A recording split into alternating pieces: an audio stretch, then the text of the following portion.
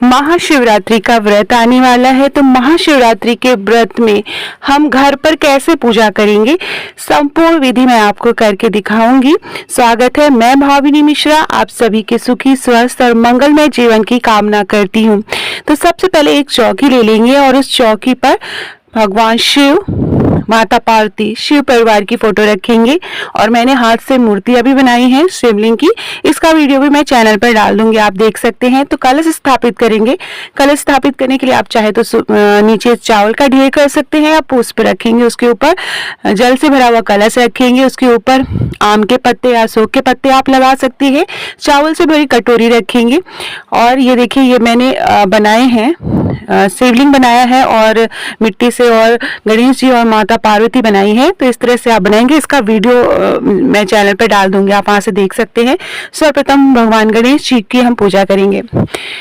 तो इस तरह से आप घर पे पूजा कर सकते हैं। इसी तरह आप मंदिर जाते हैं तो वहां पे भी शिव परिवार की इसी तरह से आप पूजा कर सकते हैं। तो इस तरह से हम जल चढ़ाएंगे। सर्वप्रथम ओम नमः शिवाय, ओम नमः शिवाय का जाप करते हुए जल अर्पित करेंगे। आप चाहे तो अभिषेक भी कर सकते हैं। अभिषेक करने के लिए हमें जल चढ़ाना है, गंगा जल चढ़ाना है, फिर दूध चढ़ाना है, शहद चढ़ाना है, घी चढ़ाना रहता है, दही चढ़ाना रहता है, शक्कर चढ़ाना रहता है। तो इस तरह से अभिषेक किया जाता है भगवान शिव का। उसके बाद हम कुमकुम लगाएंगे। तो सामने जो फोटो स्थापित की है वहां पे भी लगाएंगे और इस तरह से। तो आप सभी को महाशिवरात्रि व्रत की बहुत बहुत शुभकामनाएं। बहुत ही बड़ा पर्व माना जाता है और माता पार्वती और भगवान शिव की का विवाह हुआ था इस दिन, और उसी के उपलक्ष्य में महाशिवरात्रि का व्रत रखा जाता है। तो कलश पे हम पुष्प चढ़ाएंगे, टीका लगाएंगे। तो इस तरह से बहुत ही सरल तरीके से हम पूजा कर सकते हैं। कलश के ऊपर एक दीपक जला के रखेंगे, घी का दीपक जला के रखेंगे। भगवान गणेश को जनेऊ चढ़ाएंगे। जनेऊ चढ़ाते समय उसमें थोड़ा सा हल्दी लगा देंगे। बेलपत्र चढ़ाएंगे। तो जो भी देखिए, आसानी से किसी भी जो है मंदिर है या पूजा जहाँ पर फूल माला मिलता है वहां पर शिवरात्रि के दिन आसानी से बेलपत्र, पुष्प, धतूरा, भांग की पत्तियां, सभी चीजें आसानी से मिल जाती हैं। तो जो भी चीजें आसानी से मिल पाए वो हम चढ़ाएंगे। बेलपत्र आप एक चढ़ा सकते हैं और 5, 7, 11 जो है इस तरह से बेलपत्र चढ़ाया जाता है। तो बेलपत्र चढ़ाएंगे, अच्छा चढ़ाएंगे। तो इस तरह से हमें पूजा करनी है। वस्त्र पहनाएंगे। अगर देखिए आप चाहे तो वस्त्र कोई लाके पहना सकते हैं, नहीं तो ये कलावा जो होता है उसे हम वस्त्र के रूप में अर्पित करेंगे। तो इस तरह से तो बहुत ही बड़ा पर्व माना जाता है महाशिवरात्रि का। पुष्प अर्पित करेंगे। तो भगवान शिव को सफेद रंग का पुष्प आप अगर मिल पाए तो वो आप चढ़ा सकते हैं, पीले रंग का पुष्प चढ़ा सकते हैं। माता पार्वती के लिए लाल रंग का पुष्प मिल पाए तो ये इस तरह से देखिए वस्त्र पहना देंगे। कलावा ही या मौली जिसको बोलते हैं वो भगवान की फोटो पे चढ़ा देंगे। ओम नमः शिवाय, ओम नमः शिवाय का जाप करते रहना है। और जब हम पूजा कर रहे हो तो आप अगर घर में इस तरह से पूजा कर रहे हैं तो घर के बच्चों को भी जरूर शामिल करें। सब लोग मिलकर महाशिवरात्रि की पूजा करें। दीपक जला के रखेंगे। नारियल चढ़ाएंगे, नारियल अर्पित करेंगे। भोग में आपने जो भी बनाया हो प्रसाद के रूप में आप वो भगवान को अर्पित कर सकते हैं। फल फूल चढ़ाएंगे, जो भी मौसमी फल आपको मिल पाए। ये देखिए, तो सभी चीजें आपको भगवान को चढ़ानी है एक एक करके। और उसके बाद माता पार्वती को श्रृंगार का सामान चढ़ाना रहता है। तो इस तरह से फल चढ़ाएंगे।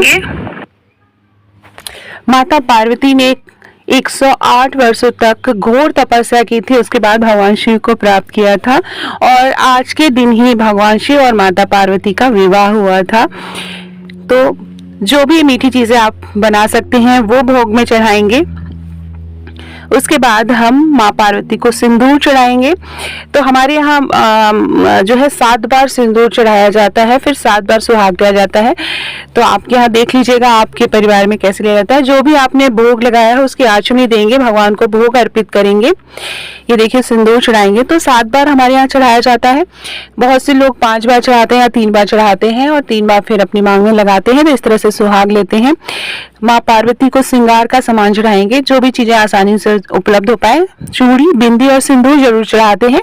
उसके अलावा आप मेहंदी, महावर, ये सारी चीजें, श्रृंगार का सामान आप माँ पार्वती को जरूर चढ़ाएं, क्योंकि विवाह का दिन है। तो श्रृंगार का सामान और माँ पार्वती के लिए जरूर चढ़ाएं। कोई साड़ी हो तो आप चढ़ा सकते हैं, नहीं तो आप चुनरी आप लाल रंग की लेके माँ पार्वती को चढ़ा सकते हैं। तो जो भी सामान आपने श्रृंगार कर लिया है एक एक करके चढ़ाएंगे।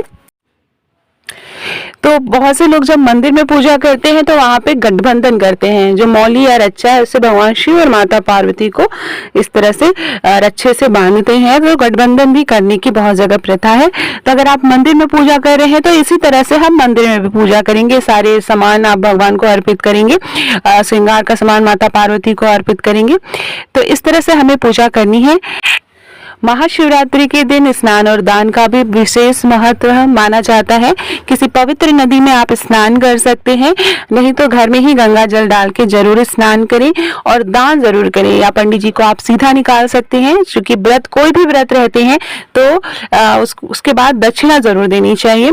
तो ये देखिए इस तरह से हम सारा श्रृंगार का सामान चढ़ाएंगे। आप चाहे तो चुनरी माँ पार्वती को चढ़ा सकते हैं या आप कोई साड़ी चढ़ा सकते हैं। तो इस तरह से एक एक करके माँ पार्वती को सारी चीजें हम चढ़ा देंगे, अर्पित कर देंगे। और जो है अपनी चूड़ियों पे भी हमें सुहाग के लिए वहां पे भी सिंदूर लगाना रहता है। इसके बाद जो है आरती करेंगे। आरती करने से पहले महाशिवरात्रि की व्रत कथा अवश्य पढ़ें। महाशिवरात्रि की व्रत कथा पढ़ने, अगर आपके पास बुक नहीं है तो आप नेट से, मैं चैनल पर डाल दूंगी, आप वहां से पढ़ सकते हैं या सुन सकते हैं।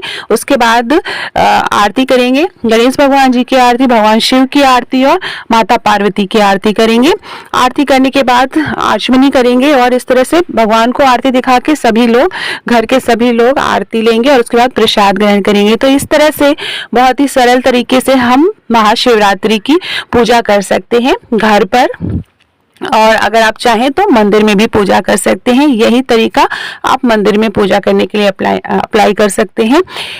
ये देखिए इस तरह से सुहाग लेंगे, आशीर्वाद लेंगे, उसके बाद क्षमा प्रार्थना करेंगे कि कोई भी भूल चूक हुई हो तो माँ हमें माफ करना, भगवान शिव से हम क्षमा प्रार्थना करेंगे। तो क्षमा का प्रार्थना करने के बाद इस तरह से हमें सुहाग लेना रहता है। तो सुहाग लेने के लिए आप 7 बार आप सिंदूर लगाएंगे। अपने बड़े बुजुर्गों से पूछ लीजिएगा कि कैसे करना है। तो इस तरह से हमें महाशिवरात्रि की पूजा करनी है। आप सभी को महाशिवरात्रि व्रत की बहुत बहुत शुभकामनाएं। ये शिवरात्रि हम सबके जीवन में सुख, समृद्धि और ऐश्वर्य लेकर आए, इसी की कामना करते हुए मैं ये वीडियो एंड करती हूँ। वीडियो पसंद आए तो मेरे चैनल को प्लीज सब्सक्राइब करिएगा। कमेंट बॉक्स में ओम नमः शिवाय जरूर लिखिएगा, लाइक पे जरूर क्लिक करिएगा। इसी तरह के वीडियो मैं पूजा पाठ से रिलेटेड बनाती हूँ। और महाशिवरात्रि के लिए शिवलिंग जो मैंने मूर्तियां बनाई है उसका वीडियो मैं डाल दूंगी, आप शॉर्ट में जाके देख सकते हैं। शॉर्ट में ये वीडियो मैं डाल दूंगी। पूजा करने के बाद प्रसाद के रूप में आप चूड़ी जरूर पहन ले, बिंदी जरूर लगा ले और इस तरह से प्रसाद ग्रहण करेंगे। माँ पार्वती का श्रृंगार का प्रसाद हमें ग्रहण करना है। तो इस तरह से देखिए चूड़ी पहन लीजिए, बिंदी लगा लीजिए और उसको लगाए रहिए और निकालिएगा नहीं। बहुत बहुत धन्यवाद ये वीडियो देखने के लिए।